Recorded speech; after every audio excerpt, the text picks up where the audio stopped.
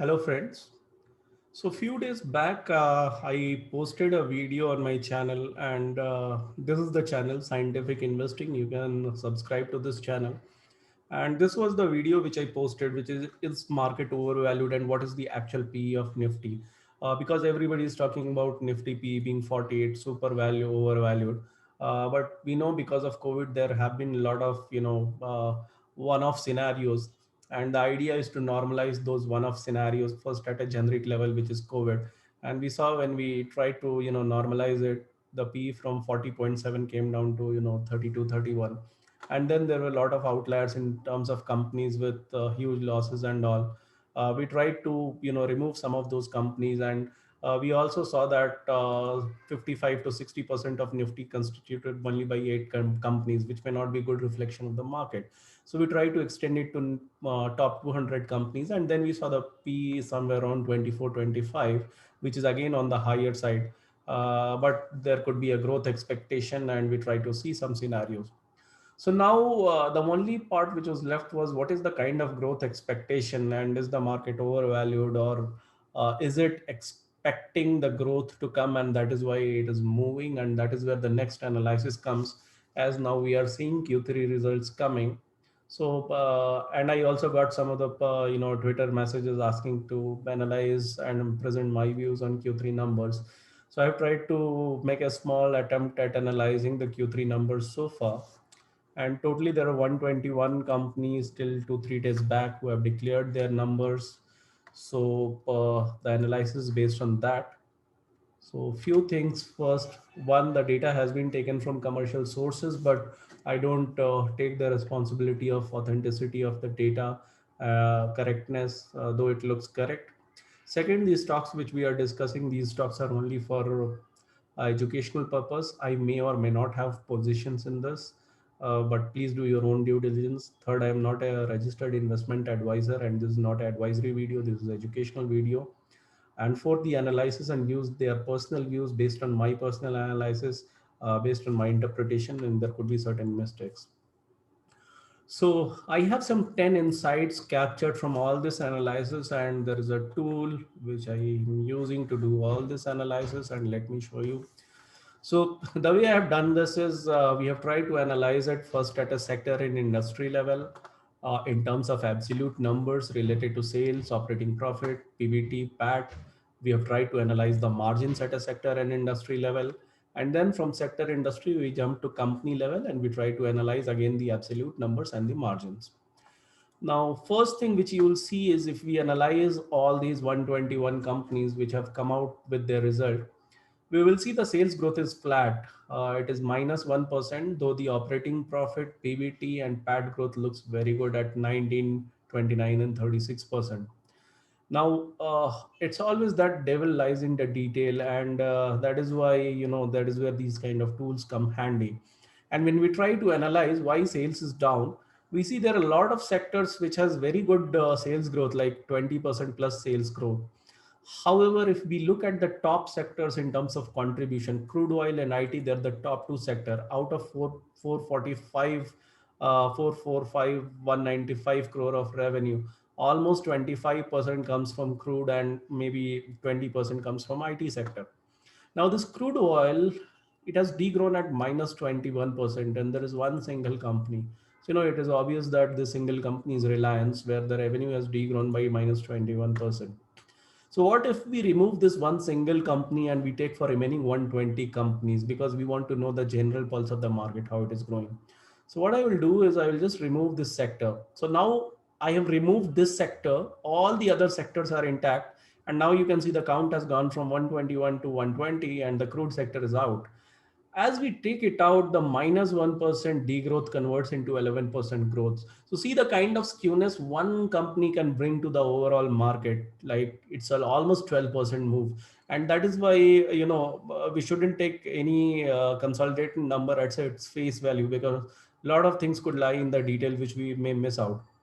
So now if we see, it's not a bad growth, 11% growth in the top line, I think, after a long, long time, because last 3 4 years we have been growing at, 2 3 4%.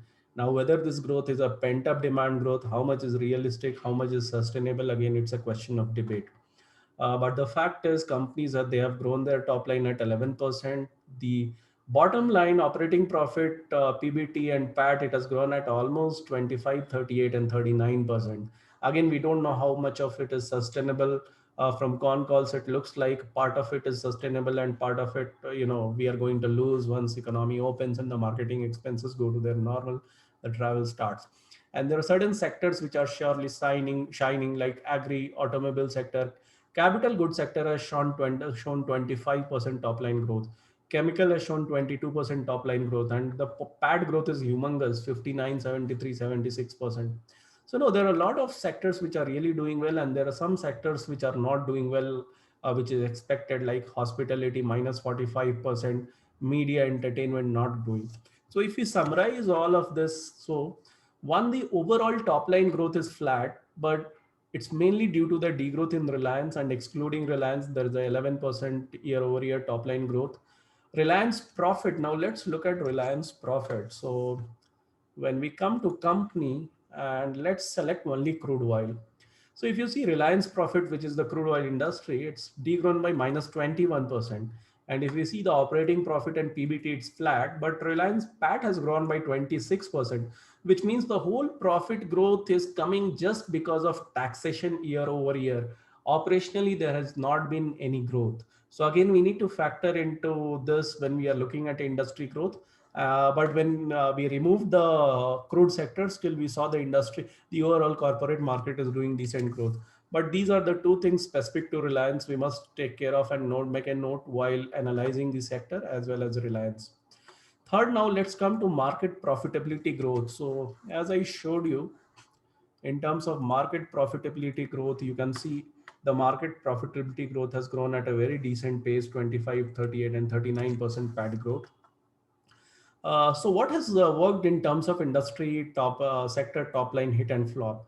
And if we see, these are the industries sectors which have grown at high double digit growth, which is agri, auto, capital good, chemical, insurance, iron, steel, plastic products. And you can see the list of industries. These are the one which are color coded in green. And textile is one industry which has grown at 13%. Textile is one industry which has gone through a lot of pain, and it's good to see the sector coming back and growing at 13%. And this sector was in doldrums, it was in losses. In fact, if you see the PAT, the sector was in losses last year, but it has turned profitable. So that is the insight on top line. And hospitality, media, infra, reality, they are still suffering. So if you see hospitality, it's suffering. If you see media entertainment, it's not doing well. Reality, the prices have gone up, but still in terms of sales, it doesn't look that great.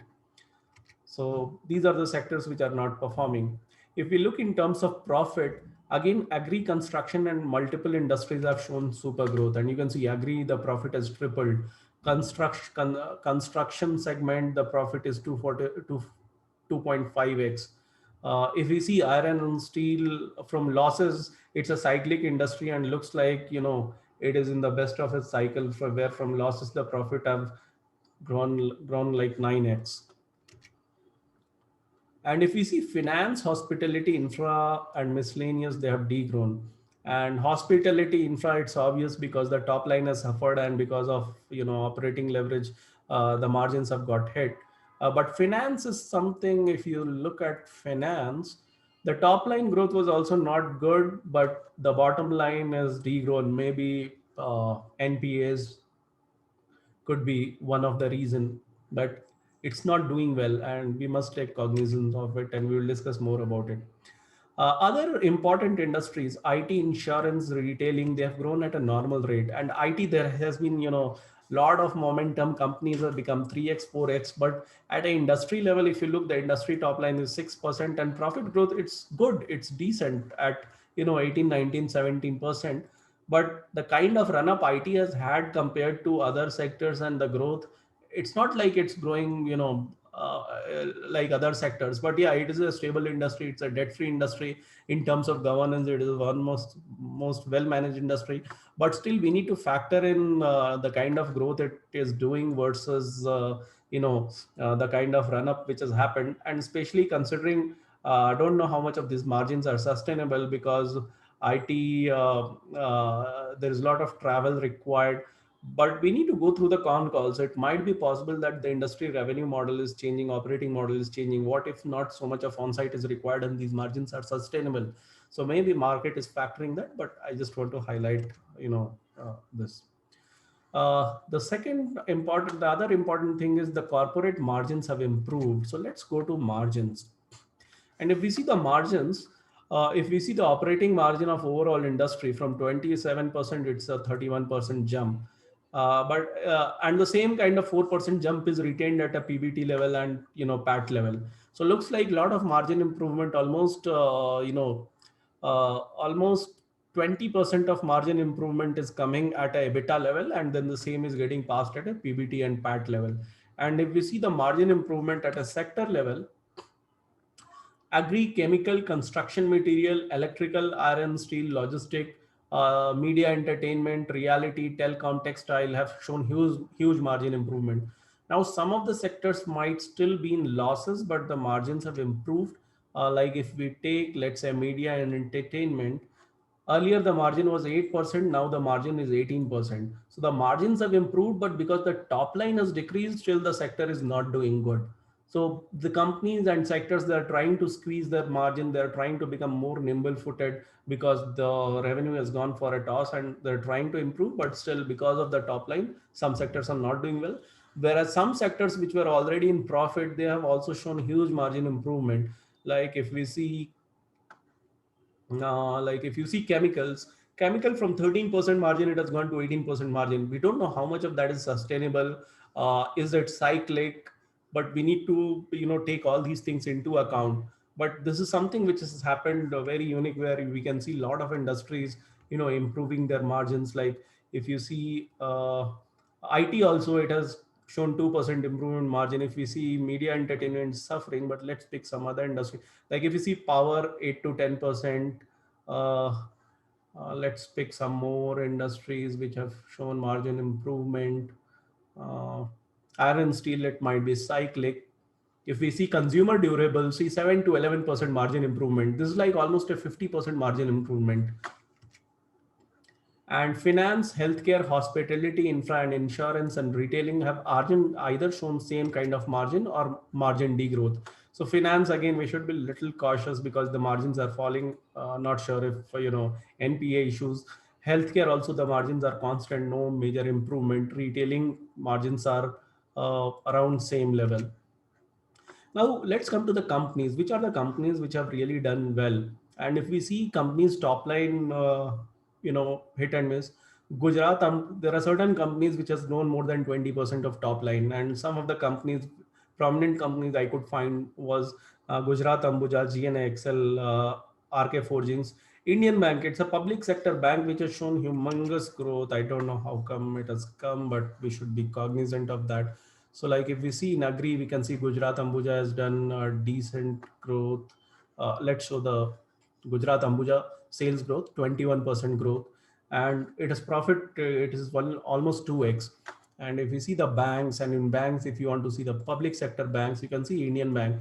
It has shown 83% top line growth, and profits have doubled. Maybe we should study if something is changing in public sector banks.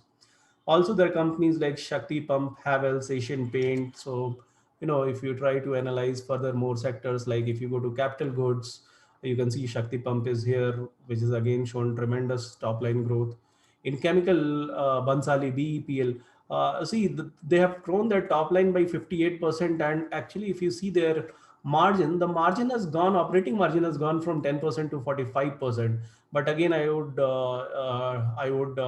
draw some caution because there is a lot of cyclicity involved in the prices. So we must factor out all of that. But these are the list of companies, and some companies which have good financial quality and they have come with strong, revenue growth, like Havells, Asian Paint. Of course, we need to take valuation into consideration. But Crompton, IEX, Small Tech Packaging, these are some of the good companies with good balance sheet and cash flow and showing good growth. Also, some companies which used to be in losses, they have shown consistent 2 quarters of good growth and margin. Like Sagar Cement, I could find was one company. Let me show you the numbers for Sagar Cement. Somehow, some of these companies are not, in the correct So it's in construction material. And you can see Sagar Cement. And if you see, it used to be in losses last year, but now September quarter, the margin was 23%. Now it is 21%. If you see the sales number also, Sagar Cement, from last two quarter consistently they are doing 300 crore plus sales. So some of these story might be interesting. Maybe some changes are happening. It might be worth studying.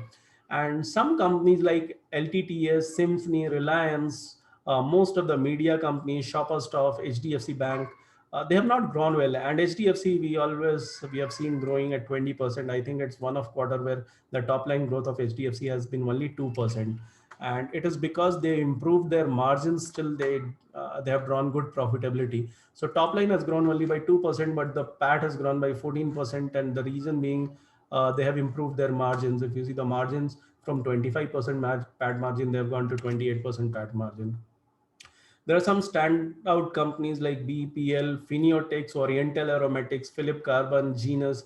Some of them have shown very good margin growth. Like one company specifically, I want to highlight because the PAT results didn't look that good.